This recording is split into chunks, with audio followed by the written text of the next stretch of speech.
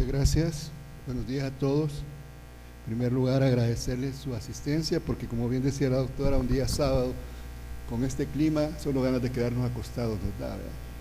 Pero bueno, qué bueno que están por acá.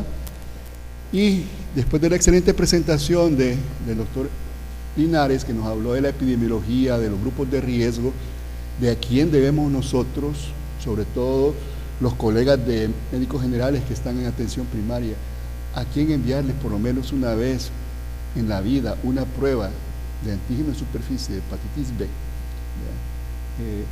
Y nos enlistó el programa. ¿Cuántos pacientes renales crónicos vemos o con insuficiencia renal vemos en la consulta a diario?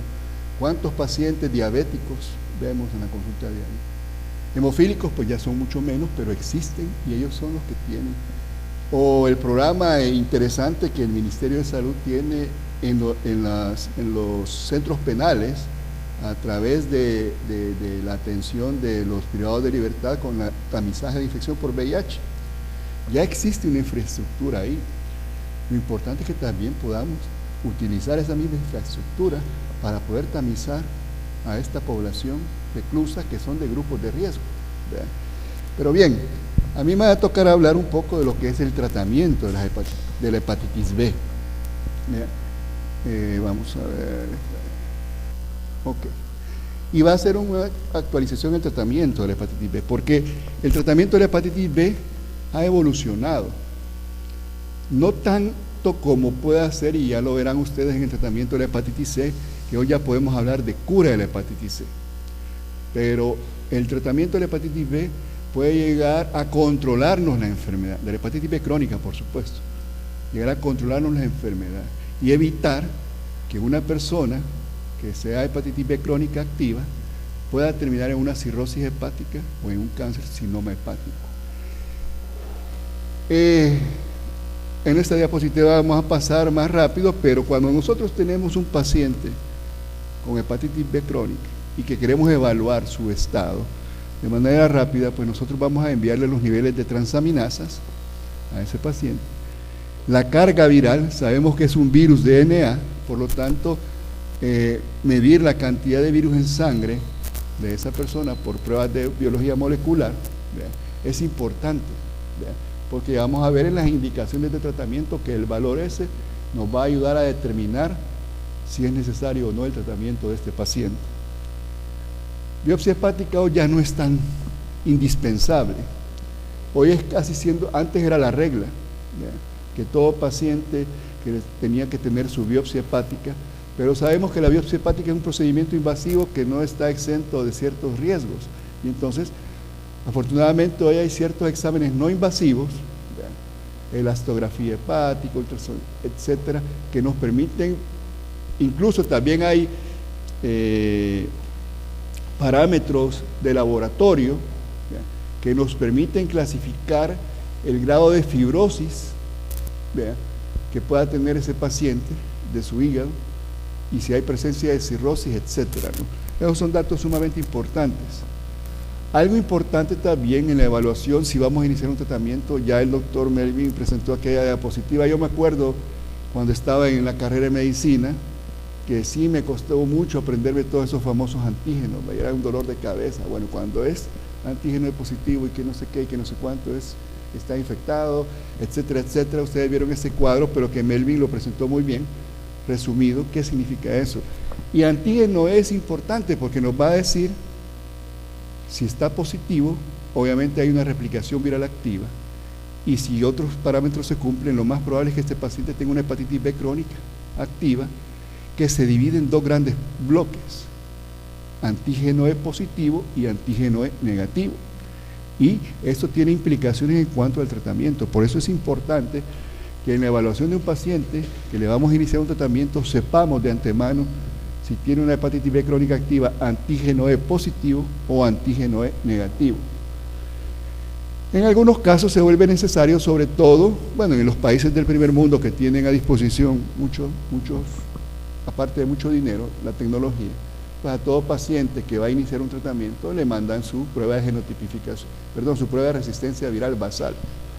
Nosotros no nos podemos dar ese lujo, pero sí va a ser importante en aquellos pacientes que ya han fallado a un tratamiento previo, ¿vea?, de la hepatitis B crónica, pues que idealmente debería tener su prueba de resistencia viral para poder seleccionar un esquema de rescate en esos pacientes. Y la genotipificación del virus de hepatitis B, pues más para propósitos de investigación, no es tan así básico para el estudio.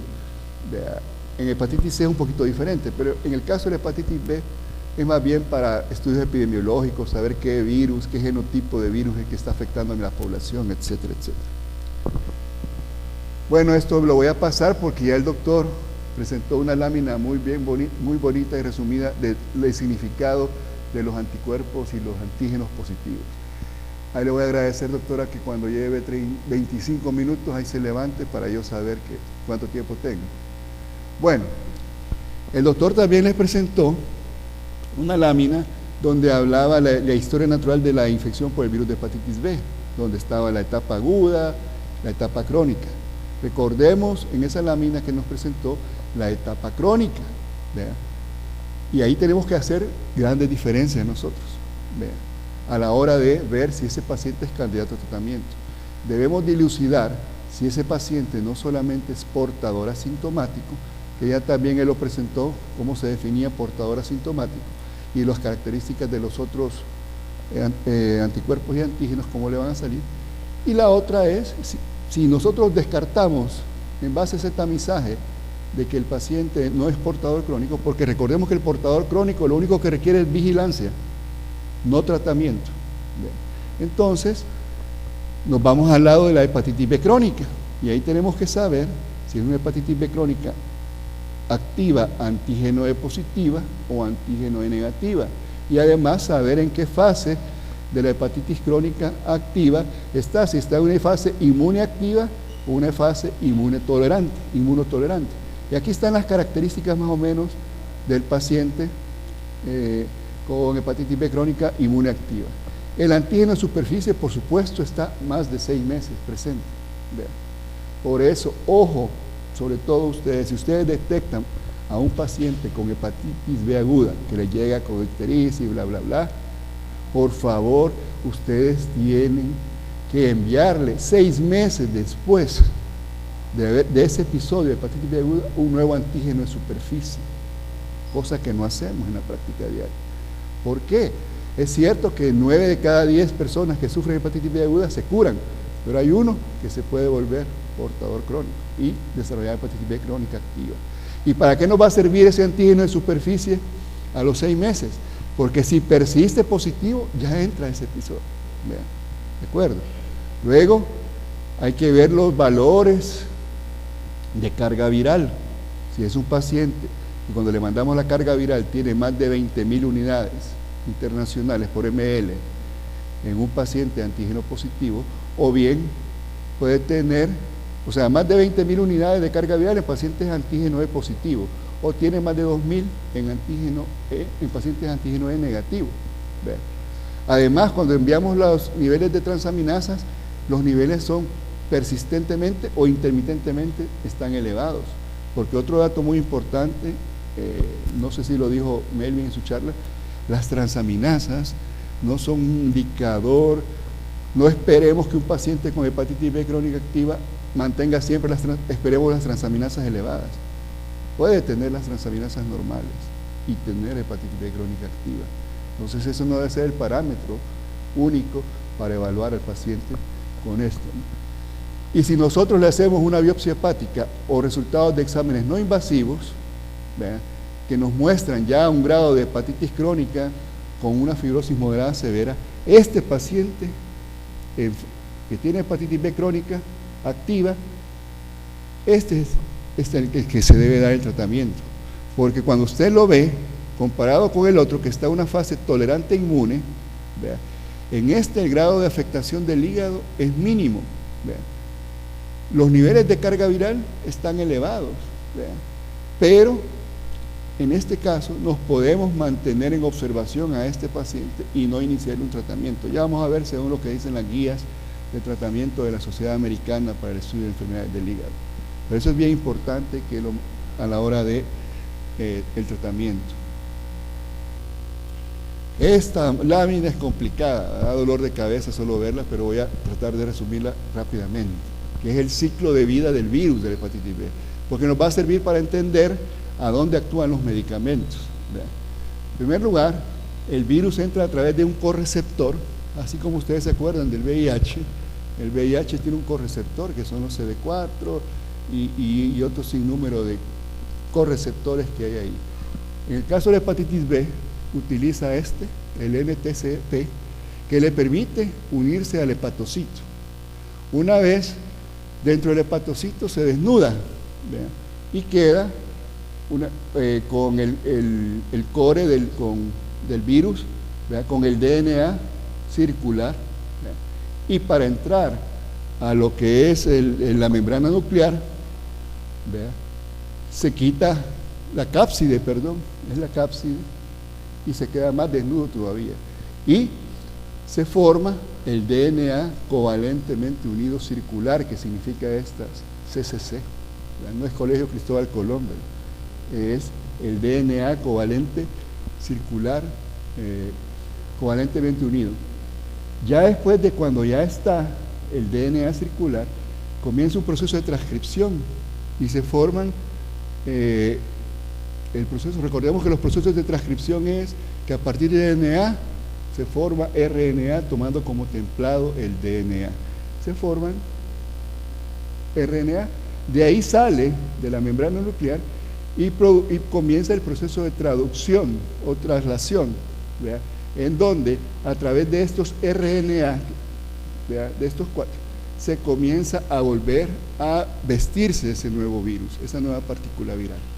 Y lo hace a través de un proceso de transcripción reversa, así como la enzima famosa del VIH está en la transcripción reversa. Pero ¿qué es lo que hace una transcriptasa reversa, una enzima? Recordemos que lo normal es que usted produzca partículas de RNA a partir de un templado de DNA. Pero en este caso, la transcriptasa inversa lo hace al revés. A partir de un templado de RNA se forma DNA de la nueva partícula viral. Y esto es lo que pasa. Y de ahí pues sigue el ciclo de vida, ¿no? Sale de la célula y sigue a infectar otros hepatocitos. Y esa es una manera resumida de lo que es el ciclo de vida del virus. Bien, cuando ya hemos decidido que nuestro paciente es candidato a tratamiento, ¿verdad? Debemos tener claros cuáles son nuestros objetivos. Como les digo, el tratamiento de la hepatitis C es bien difícil en cuanto a la cura, ¿verdad? Debemos tener claro que nuestro objetivo final es que este paciente progrese a cirrosis, ¿verdad? A hepatocarcinoma y por supuesto que progrese a muerte. ¿Y cómo lo vamos a lograr? En primer lugar, con los tratamientos buscamos que haya una mejoría de la histología hepática, controlar que ya no progrese ese daño hepático crónico y que nos lleve a estas complicaciones. El objetivo inicial primario que generalmente nosotros logramos con los tratamientos es llevar la carga viral del virus a niveles indetectables como el VIH. Vean, mantener a ese paciente en niveles de carga indetectable. Por eso, obviamente, un paciente que está en tratamiento es necesario estarle haciendo de manera periódica los niveles de carga viral. Vean. Además, eso es lo más, digamos, el objetivo inicial que logramos, disminuir la carga viral. Segundo lugar, buscamos que esas transaminasas que estaban muy elevadas se normalicen. Esa es otra parte del objetivo de tratamiento. Esto es mucho más difícil. El lograr que ese paciente logre una cero conversión. Eso es lo más difícil de un tratamiento. Por ejemplo, ¿qué significa eso?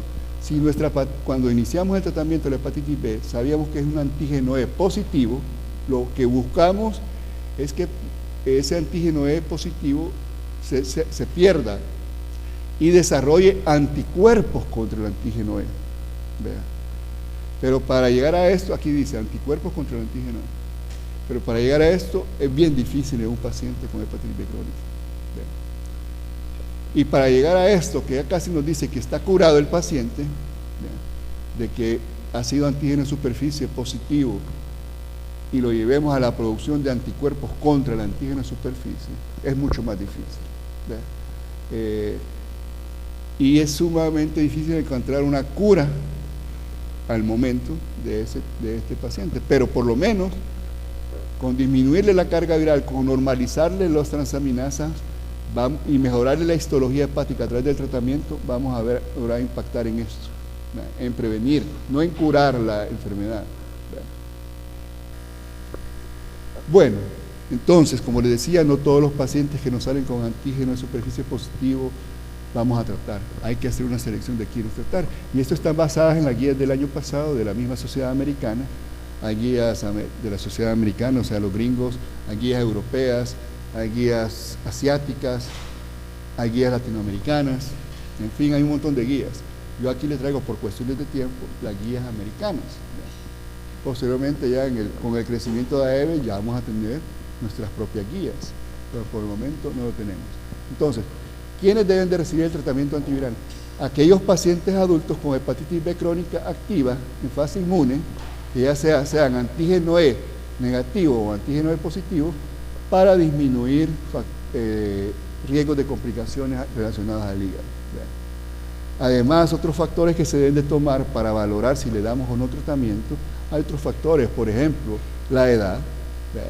Si en la familia del paciente hay historia familiar de cirrosis hepática o hepatocarcinoma, la edad, por ejemplo, es importante, porque, por ejemplo, si tenemos a un señor que tiene 80 años de edad, o ya hipertenso, diabético, que el señor medio camina y se cansa por insuficiencia cardíaca, no lo voy a someter a un tratamiento si su expectativa de vida es bien corta, ¿verdad? Por eso es importante.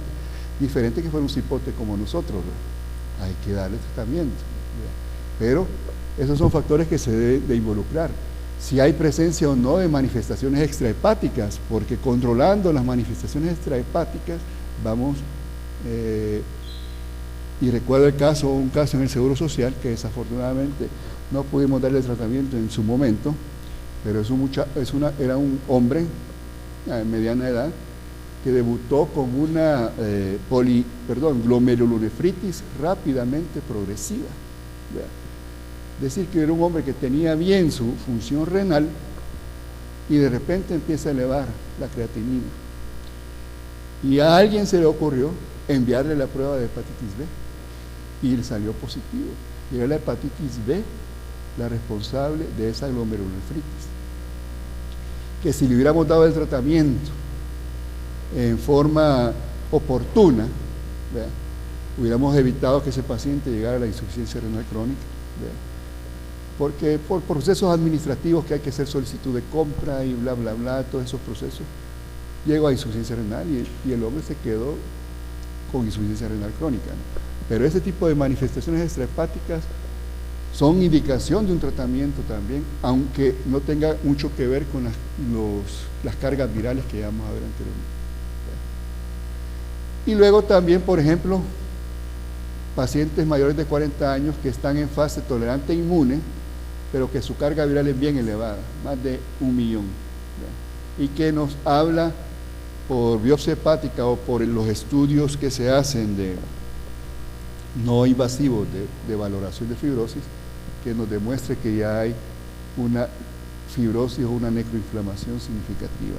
En estos casos vamos a tratar a esos pacientes. Y aquí viene un poco complicado lo de las guías, ¿verdad?, que nos dicen, estas son guías de tratamiento para los pacientes antígeno E positivos, ¿verdad?, y aquí se toma después de que sabemos que nuestro paciente es antígeno E positivo, que vamos a ver cómo están los niveles de la ALT, ¿verdad?, y además la carga viral. Y vámonos por este lado. Por ejemplo, si los niveles de ALT están dentro de límites normales, su carga viral está más de 20.000 unidades internacionales, no iniciemos tratamiento todavía, sino que hay que hacerle un monitoreo cada 3-6 meses de niveles de transaminasas y de carga viral y un monitoreo de antígeno E, ¿verdad?, porque este paciente todavía pudiera estar en una etapa que pueda hacer seroconversión y volverse portador crónico, ¿verdad? ¿Qué pasa cuando los niveles de la TGP o ALT están mayores del límite superior normal, pero menos de 2 veces el límite superior normal, y su carga viral es más de 20.000?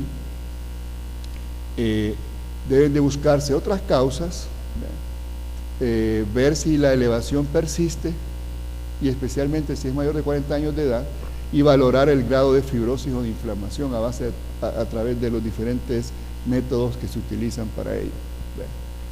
Pero aquel paciente que tiene 2 veces por encima del nivel superior normal, y que tiene más de 20.000 unidades internacionales de carga viral, a ese hay que tratar, a ese sí hay que tratarlo, y iniciar los tratamientos que ya hemos hablado.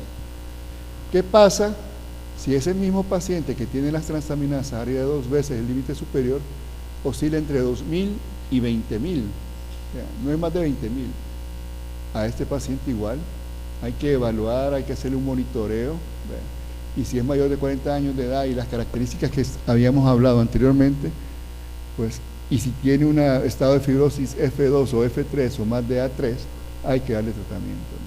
De tal manera que esto es, en estos grupos de pacientes, el monitoreo se recomienda que se haga cada 1 o 3 meses de la carga viral, para estar de una manera dinámica, valorando si va a requerir o no el tratamiento antiviral del paciente en ese momento. Eso es con respecto al antígeno E positivo. Con el antígeno E negativo es más complicada la situación. Vean, ya lo vamos a ver. Porque ya el doctor Melvin les dijo, antígeno E significa replicación viral activa. Pero también hay mutantes, vean, de virus que son antígeno E negativos, y a pesar de ser antígeno E negativos, que nos diría que no tienen replicación viral, sí tienen replicación viral. Y esos son los más difíciles de tratar, los pacientes con hepatitis B crónica activa antígeno E negativo, ¿ya? Entonces, aquí aparece el mismo esquema también, y para resumírselos, en el caso de pacientes antígeno E negativos, comparados con el antígeno E positivo, fíjense, el valor es mucho menor en el caso de la carga viral. En los pacientes antígeno E positivos era mayor de 20.000. En estos pacientes que vamos a tratar es mayor o igual a 2 veces el límite superior normal, y con una carga viral mayor de 2.000. Eso hay que tratar con los medicamentos antivirales. Y no me voy a volver a explicar todo eso, pero sí quiero dejar en claro que todo paciente antígeno con hepatitis B crónica activa, antígeno E negativo, si tienen más de 2.000 la carga viral, hay que tratarlo. Bien, ya entrando un poco a lo que son los medicamentos, permítanme tomar agua.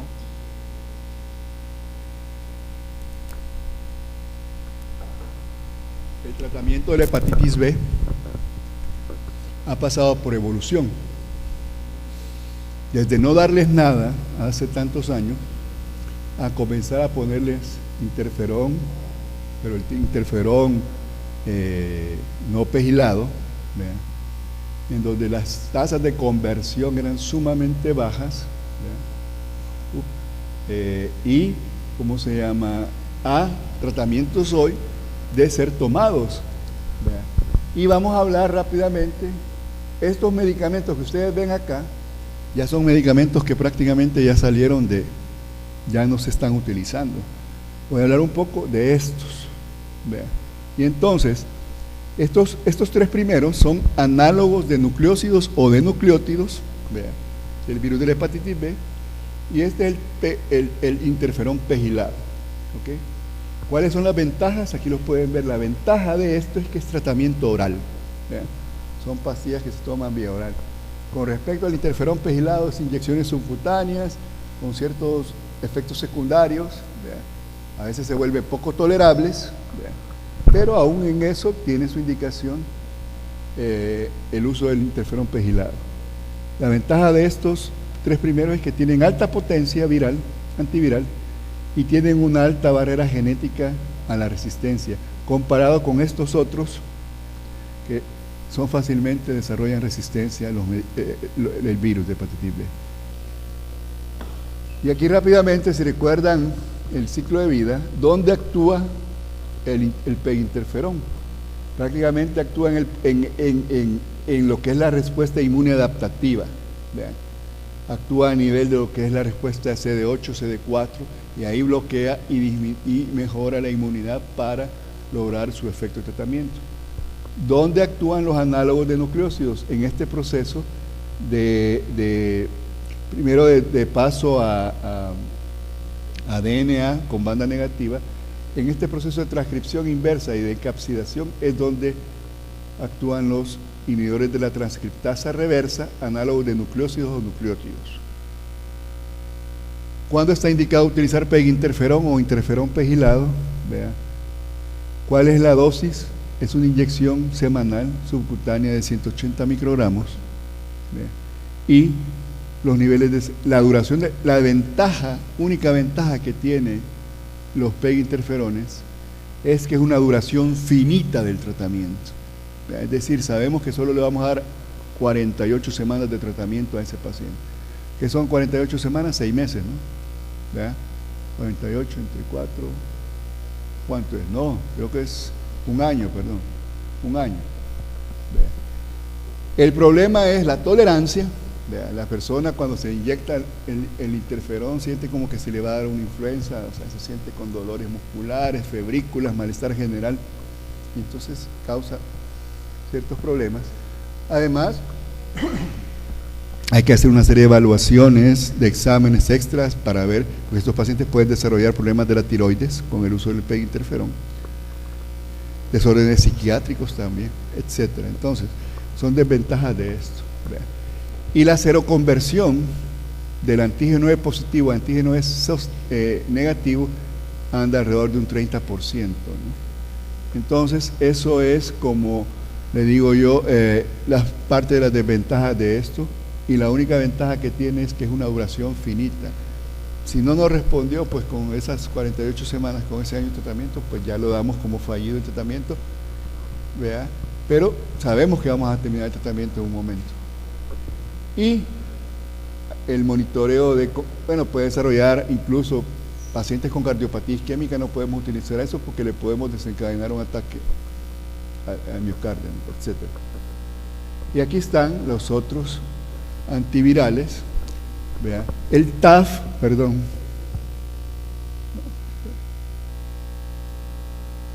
este se llama etravirina, este se llama tenofovir, ¿cómo se llama? Tenofovir, no me acuerdo el apellido, perdón. ¿Cuándo me dijo, doctor? Disipropil, ok, tenofovir, vea. Y este que se llama tenofovir, pero con un componente que se llama alafenamida, ¿vea? Que tiene ciertas ventajas con respecto a este, ¿vea?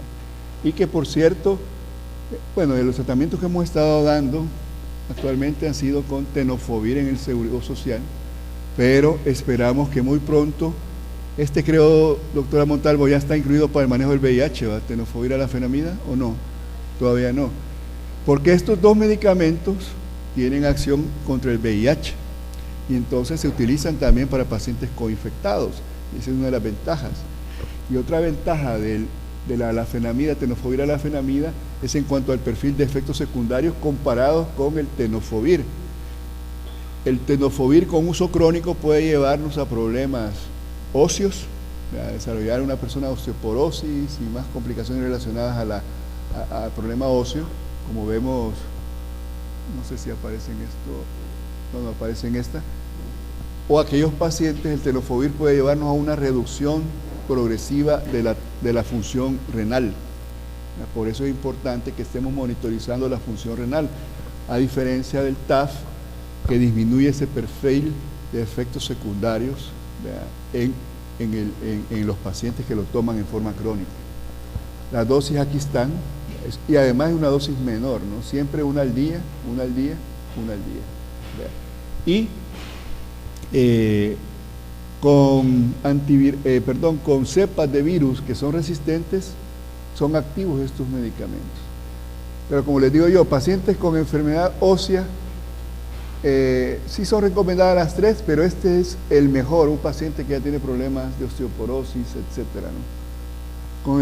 Con pacientes con enfermedad renal, el tenofovir puede incrementar el deterioro de la función renal de este paciente y hay que disminuir las dosis en esos pacientes. En cambio, con el TAF, básicamente, ya cuando la depuración está bien alterada, menos de 15, es que ya no lo podemos, ya está contraindicado, ¿no? Y si ustedes comparan con nosotros, pues tiene mejores perfiles en ese aspecto, el TAF. Que por cierto, ya lo tenemos también en el país, ¿vean? Disponible para tratar a los pacientes. A nivel privado, en el Seguro Social todavía no está, pero está en ese proceso también. En pacientes que están infectados con VIH, tiene ventaja utilizar el TAF o el tenofovir, ¿no?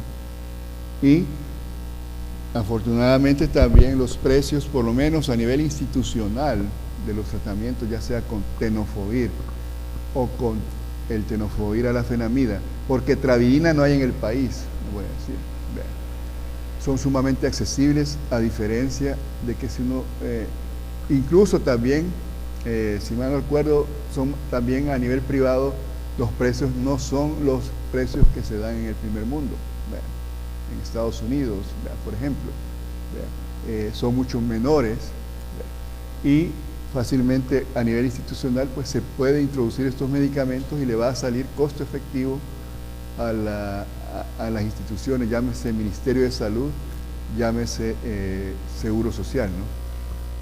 Esto voy a ir pasándolo rápido. Aquí están las dosis dependiendo de la depuración de creatinina. Y ¿qué sucede cuando ya iniciamos el tratamiento con cualquiera de estas opciones de tratamiento? ¿Cómo vamos a monitorizar a ese paciente que ya está en tratamiento? Vea, exámenes hepáticos cada 3-4 meses en el primer año, luego cada 6 meses. Su carga viral, vea, cada 3 o 4 meses en el primer año, luego cada 6 a 12 meses. Vea, estar enviando todos estos anticuerpos al paciente en tratamiento. Y los niveles de creatinina sérica son importantes y a veces recomendados. Por ejemplo, en paciente VIH nosotros le mandamos en el Seguro Social por lo menos 2 veces al año al principio, depuración de creatinina para estar monitorizando, etc. Ahora, ¿cuál es la desventaja de estos medicamentos? Con los análogos de nucleócidos o nucleótidos, que para la mayoría de pacientes, ya sean antígeno E positivo o negativo, la duración del tratamiento es indefinida, de por vida. Entonces, esa es una de las ventajas. Con el paciente antígeno E positivo podemos darnos el lujo de ver si se lo suspendemos o no. Y aquí dice, pacientes antígeno E positivo que no tengan cirrosis, que se lo convierten a anticuerpos contra el antígeno en el tratamiento, se puede descontinuar el tratamiento después de un periodo de 6 meses de consolidación cuando el objetivo es alcanzado. Pero, ¿cómo se llama? Existe la posibilidad que ese paciente vuelva a recaer. Existe la posibilidad. ¿Y qué pasa con aquellos pacientes que ya son antígeno E positivos, pero que tienen cirrosis? Aunque hagan esa seroconversión a los anticuerpos contra el antígeno E, el tratamiento es indefinido, porque ya tienen cirrosis. Y entonces, si nosotros se los descontinuamos, este paciente puede progresar a un hepatocarcinoma. Y el paciente con antígeno E negativo, de entrada, tratamiento indefinido. Esas son las desventajas en cuanto al tratamiento de la hepatitis B. Ya esto es un poquito más especializado, es decir, estoy hablando del paciente con hepatitis B crónica monoinfectado, pero hay veces nos enfrentamos con pacientes que además, tiene que ver mucho, no es lo mismo tratar a un paciente con cirrosis descompensada que a un paciente con cirrosis compensada. Entonces ahí se deben valorar muchas cosas. Por cuestión de tiempo lo voy a ir pasando rápido. También lo mismo que les decía yo con infección con VIH, la ventaja que aquí tenemos es que hay un buen programa de VIH, en el cual tienen acceso a los tratamientos antirretrovirales, y siempre debe de ser, y entiendo yo que según las guías para el manejo del VIH, a todo paciente en forma basal le envían prueba de hepatitis B y prueba de hepatitis C. El problema en aquellos pacientes que no son VIH es que no les estamos enviando la prueba de hepatitis B ni la prueba de hepatitis C, y ya vimos el listado de pacientes que a diario vemos. ¿Y qué pasa actualmente en el Ministerio de Salud si yo llego al Hospital Rosales, por decir un nombre, y me sale la prueba de hepatitis B positiva? No tengo VIH, no tengo otras condiciones. no tengo acceso al tratamiento. Ni los gastroenterólogos, ni los infectólogos pueden tratar en el Hospital Rosales y en el Sistema Nacional a pacientes con hepatitis B crónica. Les dicen salud, lulú, ¿verdad? Y ver qué hacen. Eso no puede continuar, y ese es parte de los objetivos que tenemos nosotros como alianza, ¿verdad? De que todos tengamos acceso al tratamiento. Y ustedes recordarán que cuando comenzó el tratamiento o el VIH, ¿verdad?, en este país hubo necesidad de que un grupo de pacientes pusieran una demanda, primero a nivel nacional y después a nivel internacional, para que el Estado les diera tratamiento. Entonces nosotros queremos, y es parte de nuestros objetivos, establecer, colaborar con el Ministerio de Salud, que es el rector del sistema de salud, y obvio con todos los miembros del sector salud, ¿verdad?, que se tenga un plan nacional para la atención de las personas, ¿no? Y también pueden haber pacientes que no solo tengan virus de hepatitis B, sino que también tengan virus de hepatitis C crónica, y está en sus guías de tratamiento también. Mujeres embarazadas, lo único que hemos hecho acá nosotros, porque no sé si me mentirán, pero creo que el tamizaje para hepatitis B o hepatitis C en una mujer embarazada no está, solo es prueba de VIH. Entonces, deberíamos de hacer tamizaje en una mujer embarazada, también contra pruebas de hepatitis B y hepatitis C, para evitar la transmisión perinatal de la hepatitis B. El único logro que se tiene ahorita es que ya se pone al nacimiento la vacuna de hepatitis B a los recién nacidos, ¿no? Y ya voy terminando porque ya me acabó. Esto es las últimas dos, pero quiero decirles que hay una aplicación que se llama Hepatitis B Consult. Es sumamente práctica. Ustedes la bajan ya sea por Apple o por el otro Play Store, ¿verdad? Le buscan como B Consult, y es una herramienta interactiva en la cual ustedes tienen un paciente ahí, frente a ustedes. Ahí usted le va metiendo ciertos datos y le va dando las recomendaciones, ¿verdad? Y le va a decir, según las guías tales, este paciente no es candidato a tratamiento, se le recomienda esto. Según las guías tales, este paciente es candidato a tratamiento, etcétera, ¿no? Entonces es sumamente, y así es un ejemplo, por ejemplo, ¿verdad?, paciente de 27 años, antígeno positivo, que tiene los valores estos, y aquí le va dando toda esa información, que lo simplifique. Así que muchas gracias por su atención, y entramos a la jornada.